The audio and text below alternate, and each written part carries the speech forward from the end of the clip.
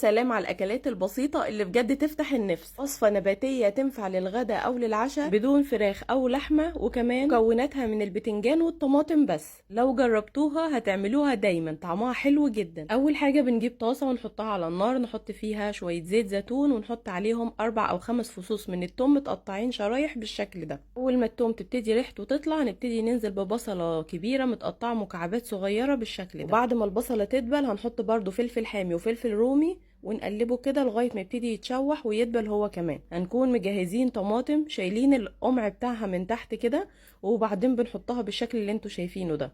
هنسيبها على نار هاديه جدا ونغطيها علشان القشره بتاعتها تتشال بكل سهوله زي ما انتوا شايفين. ولما توصلي للخطوه دي هتلاقي الطماطم بتتهرس معاكي بكل سهوله لو عملتيها بس بالشوكه كده. الناس اللي بتحب الوصفات اللي تفتح النفس الحرشه دي اللي دايما بتكون نباتيه، واجمل حاجه فيها انها بتتعمل من الخضار من غير لحمه ومن غير فراخ، سايبالك لينك تطبيق حلو قوي موجود فيه وصفات كتيره زي دي ووصفات احلى كمان.